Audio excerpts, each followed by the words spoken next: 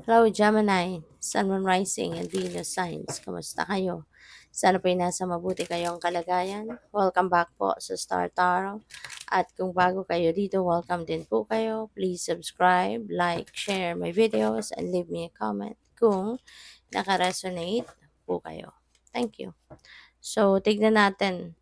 We have the Tower. Ayan. So, merong pagbabago dito na mangyayari. And this is pagbabago na hindi ninyo inaasahan. Okay?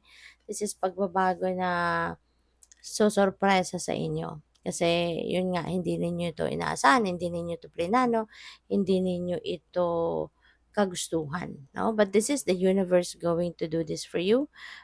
This is the universe going to do this favor para sa iyo. Okay, Gemini? Kaya napakaganda ng sitwasyon na ito kasi dadalhin kayo nitong pagbabagong ito sa kung saan kayo magiging masaya.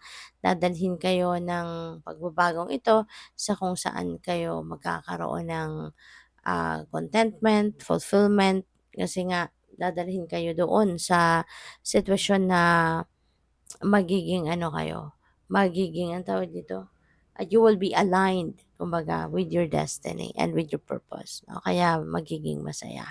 And with the Knight of Cups, merong offer sa inyo. Okay? Merong offer. O pwedeng merong mag-apologize sa inyo dito. Baka merong someone na naging kaaway kayo. Kasi si Knight of Swords, parang yung maaaring meron kayong tensyonadong sitwasyon na pupuntahan, susugurin.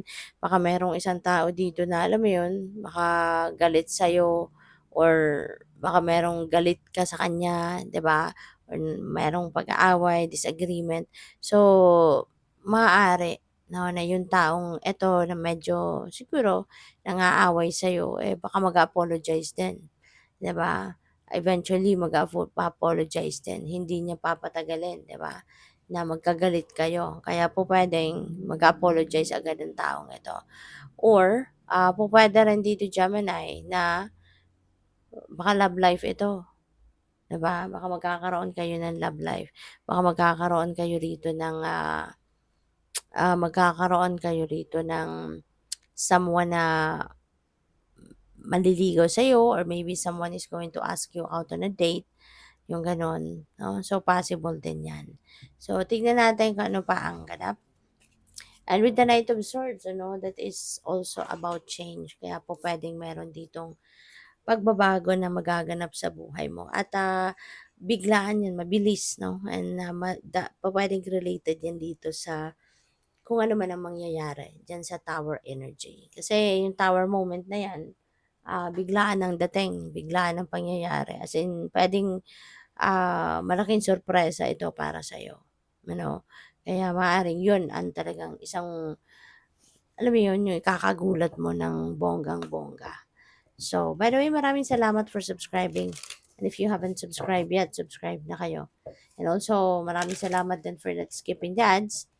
Malaking bagay din po yan sa akin. Thank you. So, we have the Sun Dancers. Meron din tayong Sacred Union. Meron din tayong the High Lady of Love and Compassion. So, Gemini, this is the perfect time for celebration, joyful activity. Maaring meron ditong mga kasiyahan, merong mga, o pwedeng meron ditong mga reunion, 'di ba? Panahon bakasyon na ngayon 'di ba? Kaya maaari, na merong mga na ngayon, merong mga reunion na magaganap between friends or mga dating magkakaklase or dating magkakaibigan or magkakamag-anak, 'di ba? Maaring may gano'n. Celebration of life, 'di ba? Baka merong okasyon, may birthday, may party, mga ganyan.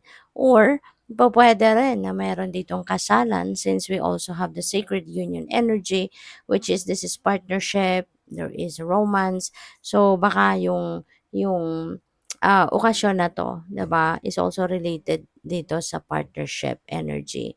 So pupuwedeng meron ditong kasalan talaga, merong engagement. Kasi pupuwede 'no, tignan mo, si Sacred Union nasa taas niya si Knight of Cups. So si Knight of Cups, so puwedeng meron ditong date, 'di ba? Meron dito magde-date, merong manliligaw. So, pupuwede rin na meron ditong marriage proposal na maganap for some of you. Kaya po puwedeng mauwi talaga 'yan sa kasalan, 'no. Pupuwedeng very soon, kasalan agad, maaaring merong whirlwind romance dito na pupuwedeng kasalan agad-agad ang mangyayari. So, that is possible, 'no, Gemini, that is super possible. And, yeah, so maaaring ang ganap ng iba sa inyo dito talagang, merong merong mga okasyong ganitong gagawin, 'di ba? May kasalan, baka merong engagement party, may pa-birthday, may anniversary, yung mga ganyan. And there is abundance, 'no? So, maaari talaga na, merong pa-party dito because merong sigurong financial blessings or material blessings na dumating, merong material blessings na ano mangyayari, 'di ba? Merong paparating na kayamanan, meron kayong wealth na you will be accumulating, yung mga ganyan. Kaya maaari, 'no, maaari na meron ditong mga ganap na ganyan. Kaya kayo ay, um magpapa-party, 'no? So, puwedeng gano'n din or bilang pagpapasalamat, 'no? Merong pa-party because of, gratitude, 'no? So, Thanksgiving party, mga ganyan. So, yun nga, 'no, with the sacred union pupuwedeng merong mag-aasawa, magpapakasal, may engage or pupuwedeng ang iba sa inyo kung wala pang love life ay baka ngayon magkaroon na kayo ng love life, 'di ba? Baka ang iba sa inyo sa ngayon papasok na sa love and romantic, partnership. So, congrats sa'yo. With the High Lady of Love and Compassion, meron ditong kindness, reverence, consideration, no? So, feeling ko dito talagang ang iba din sa inyo Gemini, maybe you're very compassionate,